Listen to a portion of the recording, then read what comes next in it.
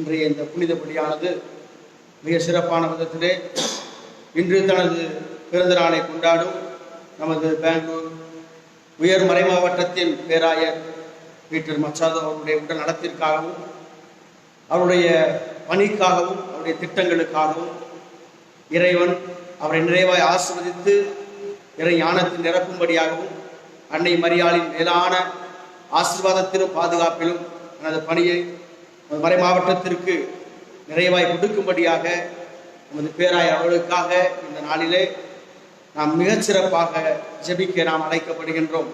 மேலும் இந்த திருப்பலியானது நன்றி திருப்பலியாக 22வது திருமண ஆண்டு விழாவை கொண்டாடும் குளோரியா ரொசாரியோ இவர் நன்றி திருப்பலியாகவும், மேலும் ஆரோக்கிய ரொசாரியா குடும்பத்தினர் நன்றி திருப்பலியாகவும் இந்த புனித பலியை ஒப்புக் கொடுக்கிறார்கள்.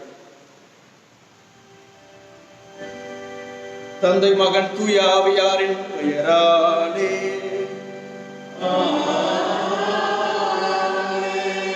ஆண்டவராகிய இயேசு கிறிஸ்துவின் அருளும் கடவுளின் அன்பும் தூய ஆவியாரின் நட்புறவும் உங்கள் அனைவரோடும் இருப்பதாக.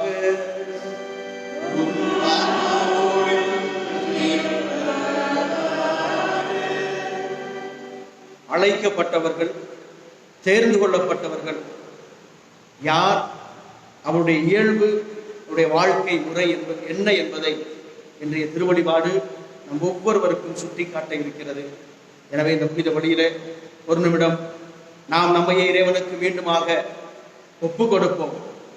நமது வாக்குறுதிகளை நாம் புதுப்பிக்கின்ற ஒரு நாளாக இறைவன் நாள் நம்மை அழைத்திருக்கிறார். திருமுழுக்கு வழியாக நாம் பெற்றுக்கொண்ட இறை அழைப்பு தனிப்பட்ட முறையிலே குருவாக அல்லது கண்ணியர்களாக வாழ அழைக்கப்பட்டிருக்கின்ற இந்த அழைப்பு என்ன என்பதை நாம் உணர்ந்து சிந்திக்க இந்த நாளில் நாம் அழைக்கப்பட்டிருக்கிறோம். இறைவனுடைய பாதத்திலே நமது அர்ப்பண வாழ்வை மீண்டுமாக சோதித்து பார்க்க அழைக்கப்பட்டிருக்கிறோம்.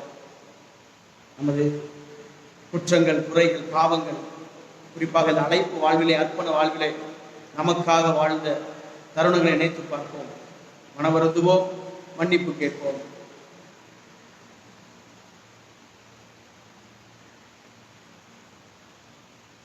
எல்லாம் வல்ல இறைவனிடமும் சகோதர சகோதரிகளே உங்களிடமும் நான் பாவி என்று ஏற்றுக்கொள்கிறேன். ஏனெனில் என் சிந்தனையாலும் சொல்லாலும் செயலாலும் கடமையில் தவறியதாலும் பாவங்கள் பல செய்தேன். என் பாவமே, என் பாவமே, என் பெரும் பாவமே. ஆகையால் எப்பொழுதும் கண்ணியான புனித மரியாதையும் வானதூதர் புனிதர் அனைவரையும் சகோதர சகோதரிகளே உங்களையும் நம் இறைவனாகிய ஆண்டவர் எனக்காக வேண்டிக் கொள்ள மன்றாடுகிறேன். எல்லாம் வல்ல இறைவன் நம் மீது இறக்க வைத்து நம் பாவங்களை மன்னித்து நம்மை நிலை வாழ்விற்கு அழைத்து செல்வாராக.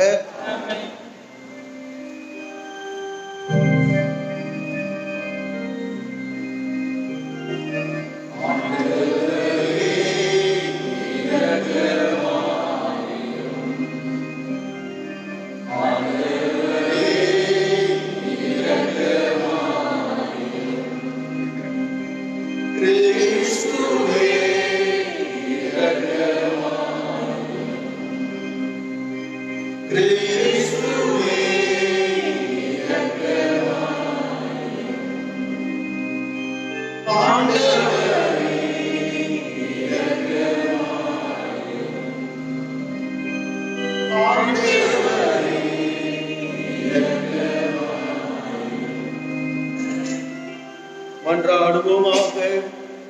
எல்லாம் வல்லவரும் இரக்கமுள்ளவருமான இறைவா, வரவிருக்கும் தூய ஆவியார் எங்களிடத்தில் தங்கியிருக்கவும் வேண்டுகின்றோம். இவ்வாறு நாங்கள் அவரது ஆட்சியின் கோவிலாக மாறும் தகுதி பெற அருள்வீராக. உம்மோடு தூய ஆவியாரின் ஒன்றில் இறைவனாக என்று வாழ்ந்து ஆட்சி செய்கின்ற எங்கள் ஆண்டவரும் உம் திருமகனுமான இயேசு கிறிஸ்து வழியாக உம்மை மன்றாடுகின்றோம்.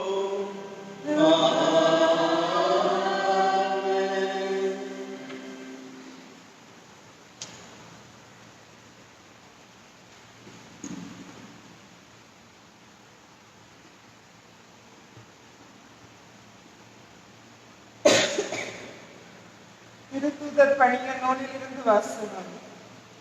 அந்நாட்களில் பவுல் மிலேத்துவிலிருந்து எபேசுக்கு ஆள் அனுப்பி திருச்சபையின் மூப்பர்களை வரவழைத்தார். அவர்கள் வந்ததும் அவர்களிடம் அவர் கூறியது,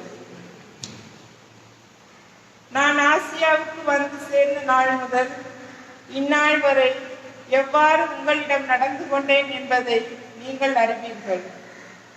யூதர்களுடைய சூழ்ச்சிகளால் எனக்கு ஏற்பட்ட சோதனைகளின் போது மிகுந்த மனத்தாழ்மையோடும் கண்ணீரோடும் ஆண்டவருக்கு பணிபுரிந்தேன். நன்மை பயக்கும் ஒன்றையும் உங்களுக்கு நான் அறிவிக்காமல் விட்டுவிடவில்லை. பொது இடங்களிலும் வீடு வீடாகவும் சென்று உங்களுக்கு கற்றுக் கொடுத்தேன். நம் ஆண்டவர் இயேசுவின் மீது நம்பிக்கை கொள்ளுமாறும் மனம் மாறி கடவுளிடம் வந்து சேருமாறும் நான் யூதரிடமும் கிரேக்கரிடமும் வற்புறுத்தி கூறினேன். இப்போதும் தூய ஆவியாருக்கு கட்டுப்பட்டு நான் எருசலேமுக்கு செல்கிறேன். அங்கு எனக்கு என்ன நேரிடும் என்பது தெரியாது. சிறைவாழ்வும் இன்னல்களும் எனக்காக காத்திருக்கின்றன என்று தூய ஆவியார் ஒவ்வொரு நகரிலும் என்னை எச்சரித்து வருகிறார். என்னை பொறுத்தவரையில் எனது உயிரை ஒரு பொருட்டாக நான் மதிக்கவில்லை. இறையருளை பற்றிய நற்செய்திக்கு சான்று பகருமாறு ஆண்டவர் இயேசு எனக்கு கொடுத்த பணியை நிறைவேற்றி என் வாழ்க்கை ஓட்டத்தை முடிப்பதே என் விருப்பம். இதுவரை நான் உங்களிடையே வந்து இறையாட்சியை பற்றி பறைசாற்றினேன். ஆனால் இனிமேல் உங்களுள் எவரும் என் முகத்தை பார்க்க போவதில்லை என்று நான் அறிவேன். உங்களுள் எவரது அழிவுக்கும் நான் பொறுப்பாளி அல்ல என்று இன்று நான் உங்களிடம் தெரிவித்துக் கொள்கிறேன். கடவுளின் திட்டம் எதையும் நான் உங்களுக்கு அறிவிக்காமல் விட்டுவிடவில்லை. ஆண்டவர் வழங்கும் அருள்வாக்கு. பதிலுரை பாடல். பல்லவி. உலகில் உள்ள அரசர்களே, கடவுளை புகழ்ந்தேத்துங்கள். கடவுளே, நம் உரிமையான நாட்டின் மீது மிகுதியாக மழை பொழிய செய்தீர். வறண்டு போன நிலத்தை மீண்டும் வளமாக்கினீர். உமக்குரிய உயிர்கள் அதில் தங்கியிருந்தன. கடவுளே, நீர் நல்லவர். எனவே ஒடுக்கப்பட்டோருக்கு மறுவாழ்வு அளித்தீர். பல்லவி. ஆண்டவர் போற்றி போற்றி. நாளும் நம்மை அவர் தாங்கிக் கொள்கின்றார். இறைவனே நம் மீட்பு, நம் இறைவனை மீட்பளிக்கும் கடவுள். நம் தலைவராகி ஆண்டவர் தம் இறப்பினின்று விடுதலை தர வல்லவர். பல்லவி. உலகில் உள்ள அரசர்களை கடவுளை புகழ்ந்தேத்துங்கள்.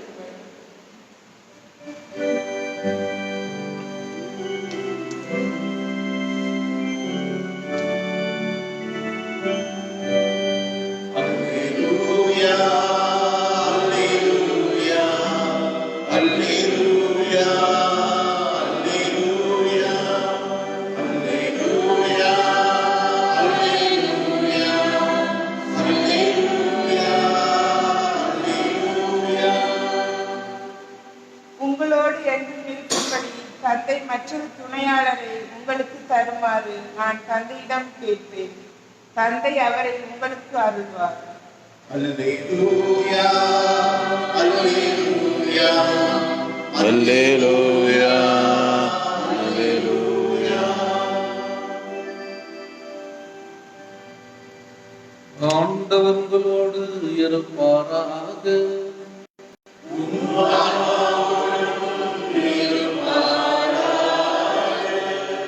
புனித யோவான் எழுதிய நற்செய்தியிலிருந்து வாசகம்.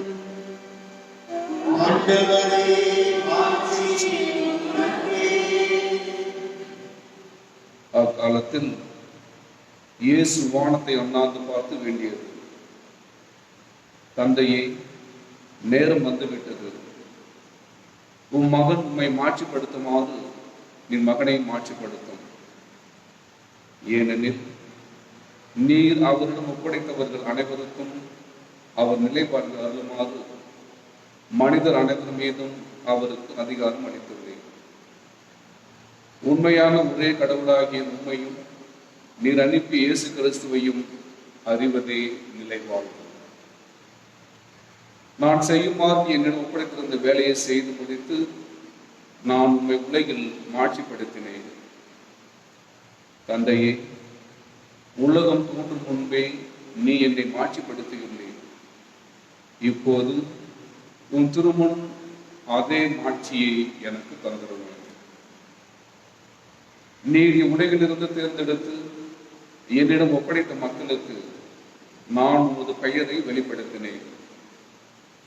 உமக்கு உரியவர்களாய் இருந்த அவர்களை நீர் என்னிடம் ஒப்படைத்தேன். அவர்களும் உன் வார்த்தைகளை கடைபிடித்தார்கள்.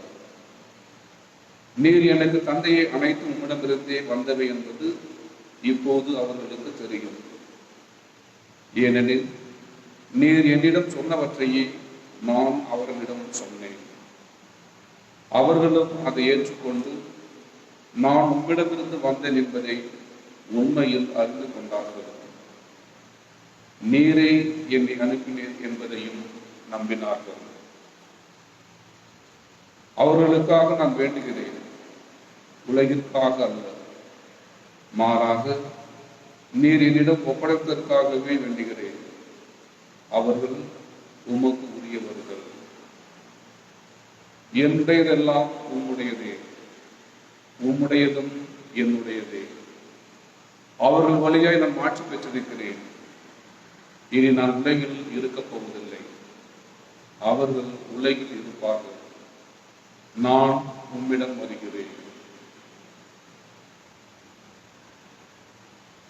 இது ஆண்டவரின் அருள்வாக்கு.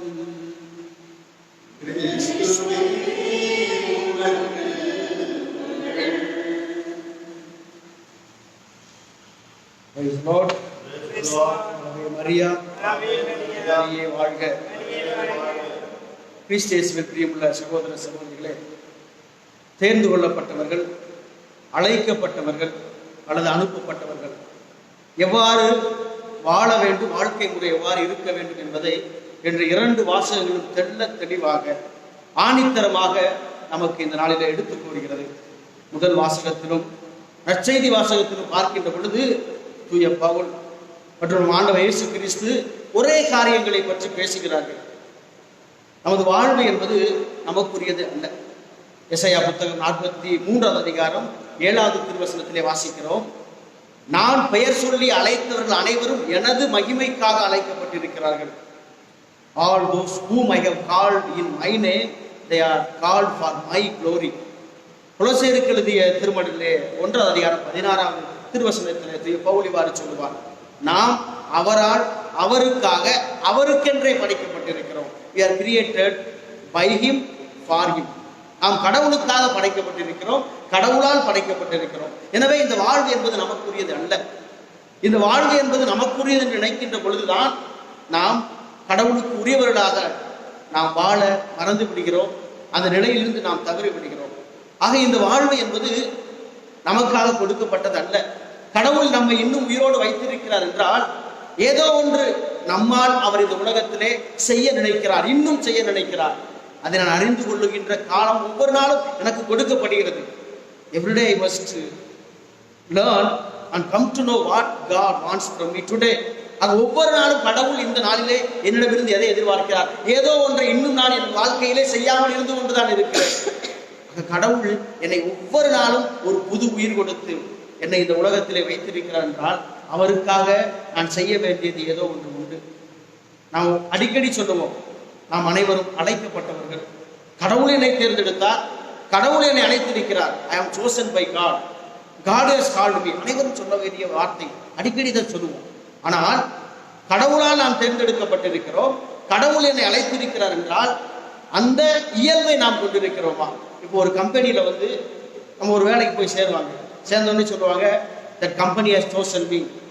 அப்படி அந்த கம்பெனி என்னை எடுத்திருக்கிறதுனா உடனே என்ன செய்வாங்க? அந்த தொழிலாளர்கள் அந்த கம்பெனியின் முதலாளிக்கு ஏற்றவாறு தன் எண்ணத்தை, தன் பேச்சை, தன் செயலை மாற்றிக்கொள்வார்கள். அந்த கம்பெனியுடைய சட்ட திட்டங்களுக்கு ஏற்றாறு தன்னை அவர்கள் மாற்றிக்கொள்வார்கள். நான் கடவுளால் தேர்ந்தெடுக்கப்பட்டிருக்கிறேன், கடவுள் என்னை அழைத்திருக்கிறார் என்றால் எனது எண்ணம், எனது வார்த்தைகள், எனது செயல்கள், எனது செயல்பாடுகள் எல்லாம் கடவுளுக்குரியதாக இருக்கிறதா? கடவுளுடைய அந்த அழைப்பின் திட்டத்திற்கு ஏற்றபடி இருக்கிறதா? If I say that God has chosen me, really am I living the life that what God wants from me? கடவுளுக்கு ஏற்றவர், அவரது எண்ணத்திற்கு ஏற்றபடி வாழ்கிறேனா? இரண்டாவது நம்ம சொல்லுவோம், எல்லாத்தையும் விட்டு நாம் கடவுளுக்கு பணி செய்ய வந்திருக்கிறோம். இரண்டாவது நாம் அடிக்கடி சொல்ற வார்த்தை, நான் எல்லாத்தையும் விட்டு வந்திருக்கிறேன். இல்லை, சற்று சிந்தித்து பார்ப்போம், எதை நாம் விட்டு இருக்கிறோம்? உலகத்தில் வாழ்கிறவர்களுக்கு என்ன இருக்கிறது? வீடு இருக்கிறது, நிலம் இருக்கிறது, உறவுகள் இருக்கிறது, பொருட்கள் இருக்கிறது, எல்லாம் இருக்கிறது. நம்மிடம் என்ன இல்லை? நம்மிடம் என்ன இல்லை? கோல்டு இல்லையா? அல்லது சில உறவுகள் இல்லையா? அல்லது நாம் பிடித்து வைத்திருக்கின்ற பதவிகள் இல்லை? We have everything. We have not left anything. நாம் எதையும் நாம் விட்டு வரவே இல்லை. பல நேரங்களில் நாம் பொய்யான ஒரு வாழ்க்கையை தான் வாழ்ந்து கொண்டிருக்கிறோம். எல்லாவற்றையும் விட்டு நான் வந்துவிட்டு எதையும் நாம் விடவில்லை, எல்லாவற்றையும் நாம் பிடித்துக் கொண்டுதான் இருக்கிறோம். We have hold on to everything of this world. எல்லாவற்றையும் பிடித்துக் கொண்டுதான் நாம் வாழ்ந்து கொண்டிருக்கிறோம். மூன்றாவது ஒரு வார்த்தை சொல்லுவோம், நம்ம சொல்லுவாங்க, கடவுளுக்காக என் பிள்ளையை கொடுத்துட்டேன், கடவுளுக்காக பிள்ளை கொடுத்துட்டேன், நான் கடவுளுக்காகவே வந்துட்டேன். No, we are not living for God. We are not many times we don't live for God. கடவுளுக்குரிய அந்த ஒரு வாழ்க்கை, கடவுள் தேர்ந்தெடுத்த ஒரு வாழ்க்கையை நாம் வாழ வேண்டும் என்றால் எப்படிப்பட்ட வாழ்க்கையாக இருக்க வேண்டும்? இந்த முதல் வாசகத்திலே, இந்த நற்செய்தி வாசகத்திலே இரண்டு பேரும் சொல்லுகின்ற ஒரு வார்த்தை, கடவுள் எனக்கான ஒரு திட்டத்தை வைத்திருக்கிறார், அவர் மகிமைப்படுத்துகின்ற நேரம் எனக்கு வந்துவிட்டது. பவுல் சொல்வார், நான் கடவுள் எனக்கு கொடுத்த பணியை நான் நிறைவேற்றி அவர் எனக்கான அந்த மகிமைக்குரிய நாளை அவர் முன்குறித்து வைத்திருக்கிறார். எனவே நான் எருசலேமுக்கு போகிறேன். நமது வாழ்க்கையின் நிறைவு என்ன தெரியுமா? சந்தோஷமா வாழ்றது அல்ல. வாழ்க்கையின் நிறைவு, குறிப்பாக அழைக்கப்பட்டவர்களின் வாழ்க்கை நிறைவு சந்தோஷமா வாழ்றது அல்ல, துன்ப வாழ்வு, துயர வாழ்வு. 2 நாட்களுக்கு முன்பாக ஒரு குருவானவரை அழைத்து ஒரு 1.5 மணி நேரம் பேசிட்டு, ரொம்ப கஷ்டப்படுற ஃபாதர், ரொம்ப துன்பப்படுற ஃபாதர், வேதனைப்படுற ஃபாதர், கஷ்டப்படுறேன், ஏன்டா இப்படி ஒரு வாழ்க்கையை நினைத்து கொண்டு இருக்கிறேன் என்று சொன்ன. நான் சொன்னேன், நற்செய்திக்காக துன்பப்படுகிறீர்களா என்று கேட்டேன். கடவுளுடைய வார்த்தையை அறிவித்து நீங்கள் துன்பப்படுகிறீர்கள் என்று கேட்டேன், அல்லது நன்மை செய்து துன்பப்படுகிறீர்கள் என்று கேட்டேன். எதுவுமே இல்லை அல்லவா? உங்கள் துன்பம் வேஸ்ட். கடவுளுக்காக, நற்செய்திக்காக நாம் துன்பப்படாத பொழுது உனக்காக, உனது சொந்த இயல்புக்காக, உன் சுயத்துக்காக நீ துன்பப்படுகிற துன்பமே இல்லை. If you don't suffer for gospel, your suffering is nothing, waste. It is not at all a suffering. ஆக நாம் கடவுளுக்காக துன்பப்படுகின்ற வாழ்க்கைக்காக அழைக்கப்பட்டிருக்கிறோம். தூய பவுல் சொல்றாரு, தூய ஆவி என்னை எருசலேமுக்கு போகும்படி அழைக்கிறார். எதற்காக? அங்கு எனக்கு சிறை வாழ்வு காத்திருக்கிறது, அங்கு எனக்கு துன்பங்கள் காத்திருக்கிறது, மரணம் எனக்கு காத்திருக்கிறது. இயேசப்பா சொல்றாரு, கடவுள் தந்தை என்னை அழைக்கிறார், மாட்சிமை படுத்துகின்ற நேரம் வந்து விட்டது. என்ன மாட்சிமை? சிலுவை. The cross is the glory of Jesus Christ. The glory of God revealed on the cross. Not anywhere. கடவுளுடைய வல்லமை, கடவுளுடைய மாட்சிமை சிலுவையிலே வெளிப்படுத்தப்பட்டது. நாமும் பல நேரம் நினைப்போம், இங்க இருந்தா நம்ம வாழ்க்கை இப்படி இருக்குது, அங்க போனா எப்படி இருக்கும். குறிப்பாக இந்த பணி மாற்றங்கள் நேரங்களில், இந்த டிரான்ஸ்பர் நேரங்களில், அப்பா அந்த பதவி கிடைச்சா நல்லா இருக்கும், அங்க போனா சந்தோஷமா இருப்பேன், அங்க போனா நிம்மதியா இருப்பேன், அங்க போனா ஃப்ரீயா இருப்பேன். அதற்காக அழைக்கப்படவில்லை. ஆண்டவர் சொல்றாரு, தந்தை என்னை அழைக்கிறார். எதற்காக? சிலுவைக்காக, துன்பப்படுவதற்காக. பவுல் சொல்றாரு, எருசலேமினுடைய அந்த சிறை வாழ்வு எனக்காக காத்திருக்கிறது. அதுதான் உண்மையான ஒரு அழைப்பு, உண்மையான ஒரு வாழ்வு. அந்த துன்பத்தை நோக்கி, நற்செய்திக்கான துன்பத்தை நோக்கி, மனிதர்களால் வருகின்ற துன்பத்தை நாம் பெரிது பிடித்துக் கொண்டிருந்தோம் என்றால், really we have not lived our Christian religious life.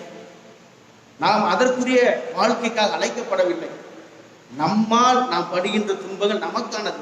என்னுடைய தேவையை நிறைவேற்றிக் கொள்ள நான் முயற்சி செய்தேன் என்றால் வருகின்ற துன்பங்கள், அல்லது எனக்காக வேண்டிய பதவியை நான் பெற நினைத்தால் வருகின்ற துன்பங்கள், அல்லது எனக்காக மனிதர்கள் நான் எனது இயல்பு போல வாழ வேண்டும் என்று நினைத்தால் அதற்காக வருகின்ற துன்பங்கள். இவையெல்லாம் துன்பங்கள் அல்ல. Basically in religious life we don't have any problems, we don't have any difficulties. It is all what we have created. நமக்கு வெளியிலிருந்து எந்த பிரச்சனைகள் எதுவும் எப்பொழுதும் வருவதில்லை. We have everything. We have everything. ஆக கடவுள் நமக்காக ஒரு மிகச் சிறப்பான திட்டத்தை வைத்திருக்கிறார். பவுல் சொல்றாரு, நான் எல்லாவற்றையும் முடித்து விட்டேன், மன நிறைவு இருக்கிறதா? ஒரு இடத்துல இருந்து நம்ம இடத்துக்கு போறோம்னா அந்த நிறைவு நமக்குள்ள இருக்குதா? ஒரு புன்னகையோட நான் போக முடியுமா? வா போதும்டா இந்த இடம், போதும்டா அந்த மனுஷங்க, போதும்டா இதுங்க என்ற ஒரு வெறுப்போடு செல்கிறேன், காயத்தோடு செல்கிறேனா? அப்படி என்றால் நீங்கள் இருந்த இடத்திலே பணி செய்வே இல்லை. You are not lived for God. If you feel that enough, this place is enough, these persons are enough, enough. If you feel that, you ready, you are not done your ministry for God. நீங்கள் உங்களுக்காக வாழ்ந்திருக்கிறீர்கள் என்பதுதான் உண்மையான அர்த்தம். ஆக ஒரு இடத்திலிருந்து நான் வேறு இடத்திற்கு போகின்ற பொழுது நிறைவாக நான் கடவுள் எனக்கு கொடுத்த பணியை செய்திருக்கிறேன். அப்படி அந்த நிறைவு எப்பொழுது வரும் என்று தெரியுமா? தூய பவுல் 2 காரியங்களை சொல்கிறார். மன நிறைவோடும் மன தாழ்மையோடும் கண்ணீரோடும் எனது பணியை செய்தேன். If there is no humility in your ministry, you have not done any your ministry. உனது வாழ்க்கையிலே தாழ்மை இல்லை என்றால், நமது பணிகளிலே தாழ்மை இல்லை என்றால், we have not done our ministry. ஆக தாழ்ச்சி, இந்த தாழ்ச்சி தான் ஒவ்வொரு பணி வாழ்வின் அடித்தளம். அது இல்லாம எத்தனை திருப்பணியில் பங்கு கொண்டாலும், எவ்வளவு ஜெபமாலை ஜெபிச்சாலும், நற்கருணை ஆண்டவர் முன் மணிக்கணக்கா உட்கார்ந்திருந்தாலும், அல்லது எவ்வளவு நல்ல காரியங்கள் செஞ்சாலும், டஸ்ட், ரப்பிஸ், குப்பை. ஆக எனது வாழ்க்கையிலே நான் கடவுள் தேர்ந்தெடுத்த ஒரு வாழ்க்கையை வாழ்ந்து கொண்டிருக்கிறேனா? பவுல் சொல்றாரு, எனக்காக அங்கு சிறை வாழ்வு காத்திருக்கிறது.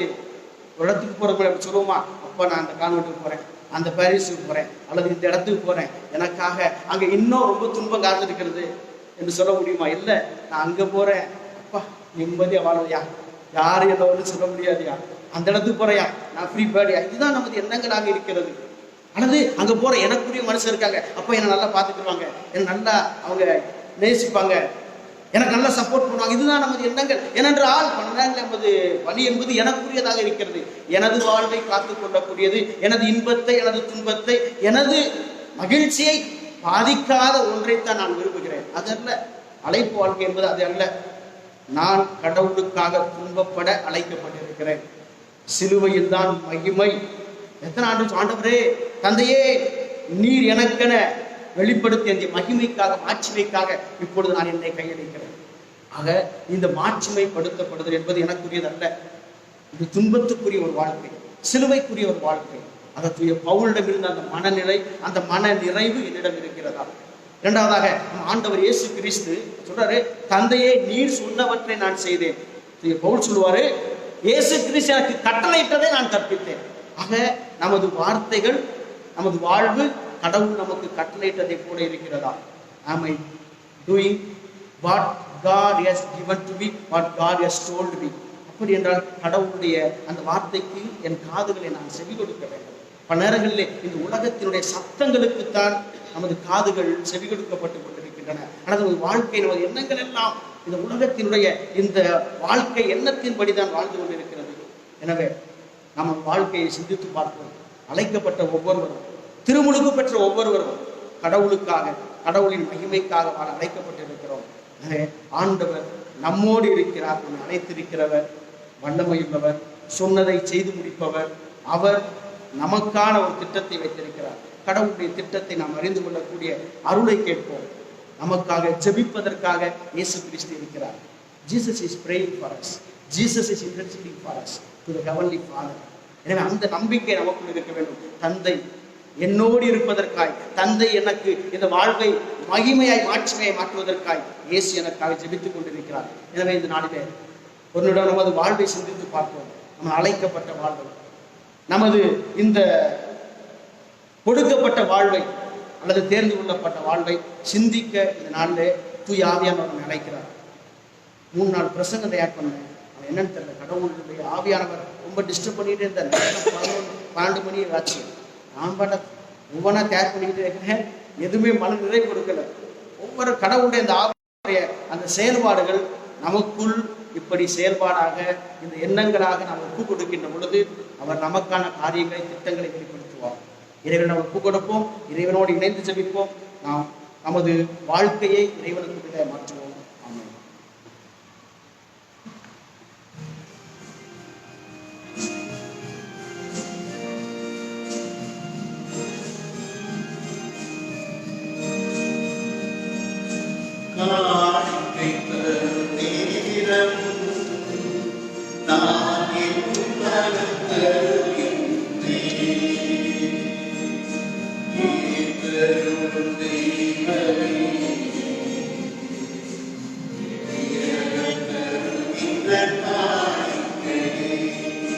படைப்புகள் பரவாயினும் பரவும் உமக்கே சொந்தம். அதில் மலராயும் இடத்திலே மனம் காணலே திரும்பி மனம் காணலே திரும்பி காணிக்கை தரும் நேரம் தாயும்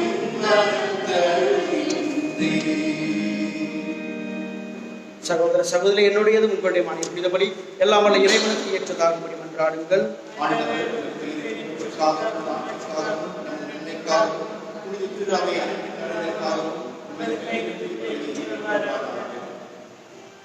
ஆண்டவரே, நாங்கள் ஒப்புக் கொடுக்கும் இவ்வழியின் காணிக்கைகளோடு நம்பிக்கையாளரின் வேண்டல்களையும் ஏற்றருளும்.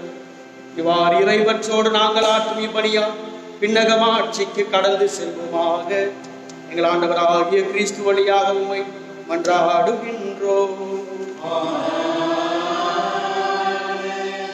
ஆண்டவர் உங்களோடு இருப்பாராக.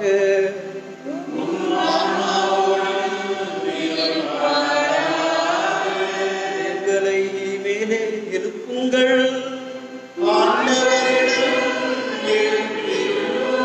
நம் இறைவனாகிய ஆண்டவருக்கு நன்றி கூறுவோம்.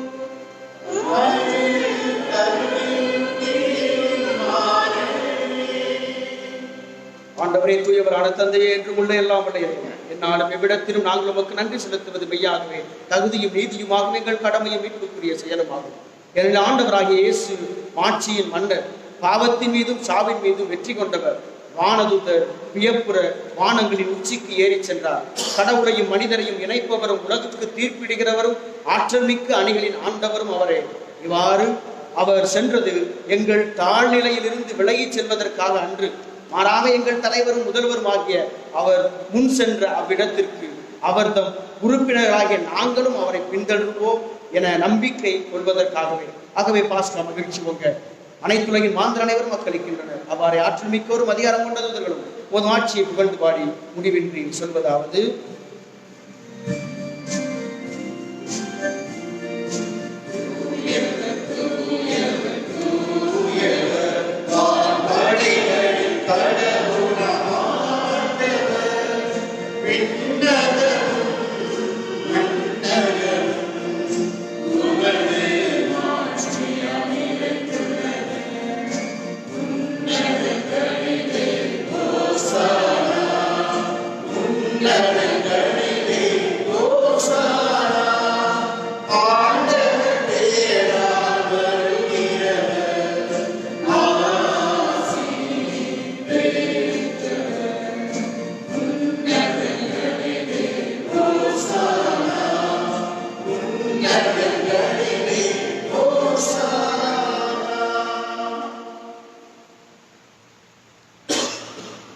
ஆண்டவரே, நீர் மெய்யாகவே தூயவர், தூய்மை அனைத்துக்கும் ஊற்று.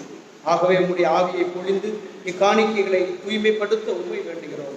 இவ்வாறு எங்கள் ஆண்டவர் இயேசு கிறிஸ்துவின் உடலும் இரத்தமுமாக எங்களுக்கு இவை மாறுபனவாக.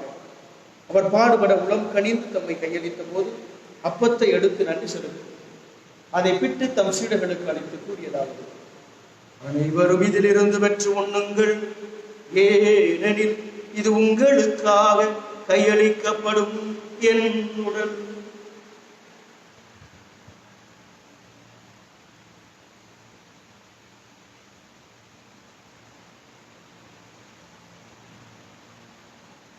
அவண்ணமே இரவு விருந்தை அருந்திய பின் கிண்ணத்தையும் எடுத்து மீண்டும் உமக்கு நன்றி கூறி தம் சீடர்களுக்கு அளித்து அவர் கூறியதாவது: அனைவரும் இதிலிருந்து பெற்று பருகுங்கள், ஏனெனில் இது புதிய நிலையான உடன்படிக்கைக்கு உரிய என் இரத்தத்தின் கிண்ணம். இது பாவம் மன்னிப்புக்கென்று உங்களுக்காகவும் பலருக்காகவும் சிந்தப்படும். இதை என் நினைவாக செய்யுங்கள்.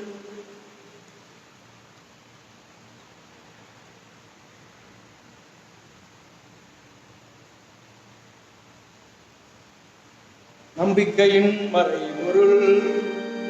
ஆண்டவரே,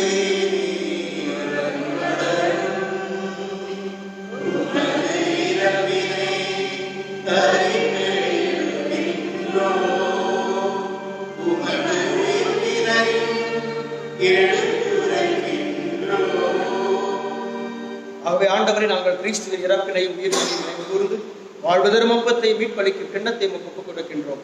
உம் திருமுனின்று உமக்கு ஊழியம் புரிய தகுந்தவர்கள எங்களை ஏற்றுக்கொண்டு எனவே உமக்கு நன்றி செலுத்துகிறோம். மேலும் கிறிஸ்துவின் உடலிலும் இரத்தத்திலும் பங்கு கொள்ளும் எங்களை தூய ஆவியார் ஒன்று சேர்க்க வேண்டும் என உம்மை தாழ்மையுடன் கொண்டாடுகின்றோம். ஆண்டவரே, உலகெங்கும் பரவிருக்கும் திருவாவை நினைவு கூர்ந்தருளும். எங்கள் திருத்தந்தை பிரான்சிஸ், எங்கள் பேராய பீட்டர் மச்சான், அவருடைய பிறந்த நாளில் அவரையும் அவருடைய கருத்துக்களையும் ஆசிரியும் எல்லா திருநராகிய அனைவரோடும் உமது திருவாவை அன்பின் நிறைவு பெற செய்தருளும்.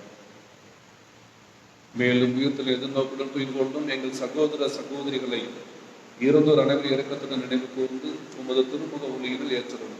எங்கள் அனைவர் மீது இரக்கமாயிரும். கடவுளின் கண்ணீர்த்தாயான புனித மரியா, அவருடைய கணவரான புனித யோசேப்பு, புனித திரு தூதர்கள், இவ்வுலகில் உமக்கு உகந்தராய் இருந்தோர் ஆகிய புனிதர் அனைவருடனும் அந்நிலைவாழி பங்குகளும் தகுதி பெற்று உம் திருமகன் இயேசு கிறிஸ்து வழியாக உம்மை புகழ்ந்தேத்து வரமருள உம்மை மன்றாடுகின்றோம்.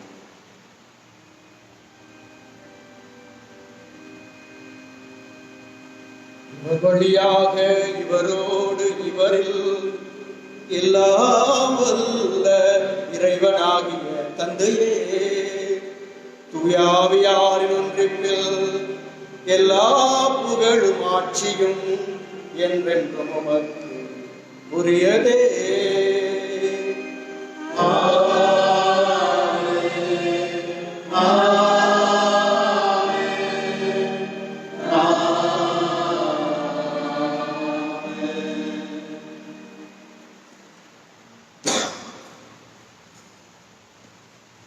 இயேசு நமக்காக ஜெபிக்கிறார். அவர் நமக்கு ஜெபிக்க கற்றுக் கொடுத்திருக்கிறார். எனவே விண்ணக தந்தையை நோக்கி இயேசு கற்றுக் கொடுத்த ஜெபத்தை சொல்லி நாம் கொண்டாடுவோம். விண்ணுலகில் இருக்கின்ற எங்கள் தந்தையே, உமது பெயர் தூயது என போற்றப் பெறுக. உமது ஆட்சி வருக. உமது திருவுளம் விண்ணுலகில் நிறைவேறுவது போல மண்ணுலகிலும் நிறைவேறுக. எங்கள் அன்றாட உணவை இன்று எங்களுக்கு தாரும். எங்களுக்கு எதிராக குற்றம் செய்வோரை நாங்கள் மன்னிப்பது போல எங்கள் குற்றங்களை மன்னிக்கிறோம். எங்களை சோதனைக்கு உட்படுத்தாதே, ஆண்டவரே, தீமை அனைத்திலிருந்தும் எங்களை விடுவித்து எங்கள் வாழ்நாளில் அமைதியை கனிவுடன் அருள உம்மை மன்றாடுகின்றோம். உமது இரக்கத்தின் உதவியால் நாங்கள் பாவத்திலிருந்து எப்போது விடுதலை பெற்று யாதொரு கலக்கமும் இன்றி நலமாய் இருப்போமாக. நாங்கள் எதிர்நோக்கி இருக்கும் பேரின்பத்துக்காகவும் எம் மீட்பராகிய இயேசு கிறிஸ்துவின் வருகைக்காகவும் காத்திருக்கின்றோம். ஆண்டவரே இயேசு கிறிஸ்துவை அமைதியை உங்களுக்கு விட்டு செல்கிறேன், என் அமைதியையே உங்களுக்கு அளிக்கிறேன் என்று உம் திருத்தூதர்களுக்கு மொழிகிறேன். எங்கள் பாவங்களை பாராமல் உமது திரு அவையின் நம்பிக்கையை கண்ணோக்கி உமது திருவுளத்துக்கு ஏற்ப அதற்கு அமைதியையும் ஒற்றுமையும் அளித்தருவீராக. என்றென்று வாழ்ந்து ஆட்சி செய்கின்றவர் நீரே. ஆண்டவருடைய அமைதி உங்களோடு என்றும் இருப்பதாக.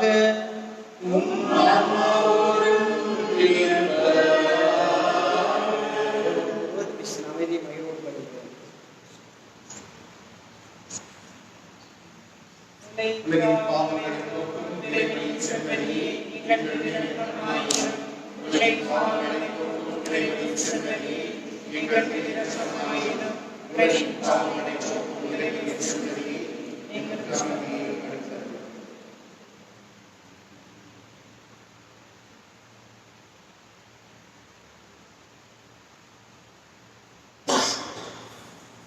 இதோ நம் ஆண்டவர் இயேசு கிறிஸ்து நம்மை அழைத்தவர், நம்பிக்கைக்குரியவர், சொன்னதை செய்து முடிப்பவர், நமக்காக கல்வாரியிலே தன்னையே பலியாக ஒப்புக் கொடுத்தவர், பலியிலே மகிமையை காணாமல் அழைக்கிறார்.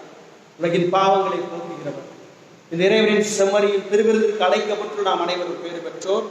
ஆண்டவரே, இடத்தில் எழுந்தருள நான் தகுதியற்றவன். நான் வார்த்தை மட்டும் சொல்லியிருக்கிறேன். ஆன்மா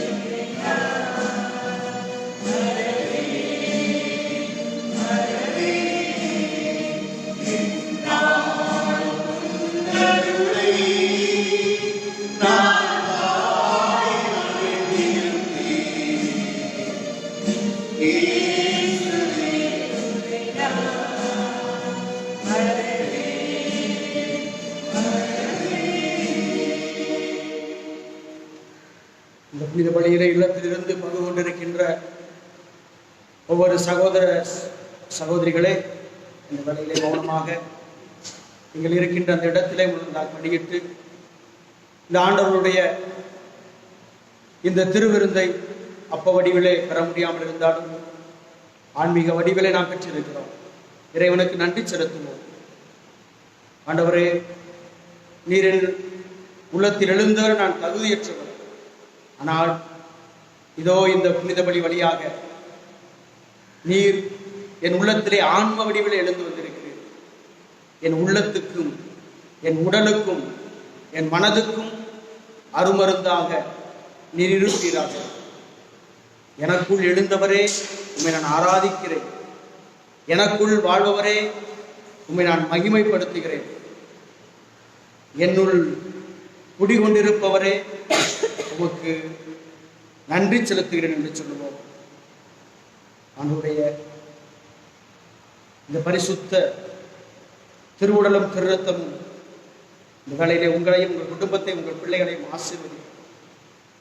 இந்த பரிசுத்த பிரசன்னம் உங்கள் இல்லம் முழுவதும் இந்த வேலை நிரப்பப்படுவதாக இந்த புனித பலியின் பேர் பலன்கள் அனைத்தையும் நீங்கள் இந்த வேளையிலே பெற்றுக்கொள்வீர்களாக.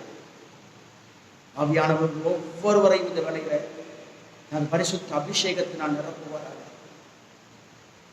என்னுடைய வல்லமை ஒவ்வொருவர் மீதும் இந்த வேளையில இறங்குவாராக. உங்கள் இல்லம் முழுவதும் பரிசுத்தாவின் அபிஷேகத்தினால் நிரப்பப்படுவதாக.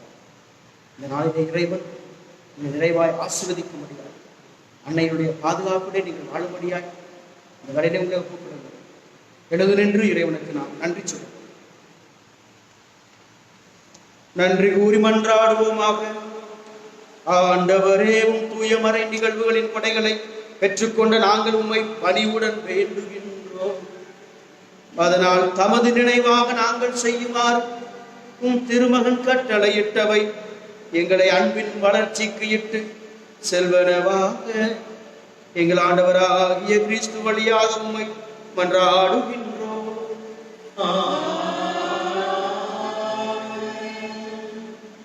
கொரோனா தொற்று நோய் நெருக்கடியில் அன்னை மரியாவின் பாதுகாப்பிற்காக திருத்தந்தையின் ஜெபம். ஓ அன்னை மரியே, நீர் எப்போதும் எங்களது மீட்பின் மற்றும் நம்பிக்கையின் பாதையில் ஒளியாக திகழ்கிறீர். சிலுவையில் இயேசுவின் வேதனையில் பங்கெடுத்து உமது விசுவாசத்தை உறுதியாக காத்தருடைய நோயாளிகளின் ஆரோக்கியமே நாங்கள் எங்களை விடம் ஒப்புக் கொடுக்கிறோம். மக்கள் அனைவரின் மீட்பே எங்களுக்கு என்ன தேவை என்பதை நீர் அறிந்து வழங்குவீர் என்பதில் நாங்கள் உறுதியாக உள்ளோம்.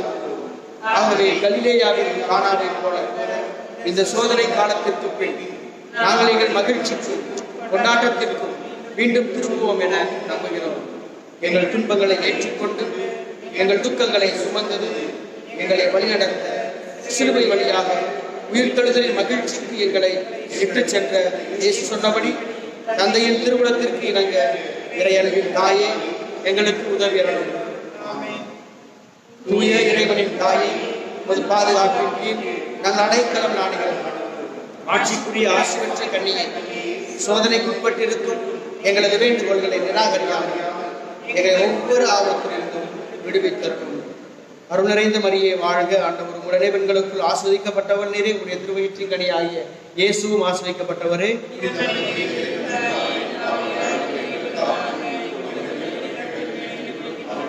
அருள் நிறைந்த மரியே வாழ்க, ஆண்டவர் உடனே பெண்களுக்குள் ஆஸ்வதிக்கப்பட்டவர் நீரே.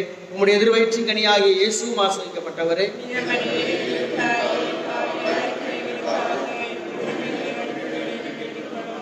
அருள் நிறைந்த மரியே வாழ்க, ஆண்டவர் உம்முடனே பெண்களுக்குள் ஆஸ்வதிக்கப்பட்டவர் நீரே. உம்முடைய திருவயிற்றின் கனியாகிய இயேசுவும் ஆஸ்வதிக்கப்பட்டவரே.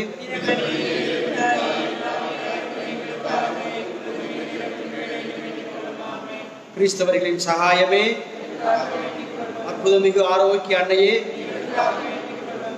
ஆண்டவர் உங்களோடு இருப்பாராக.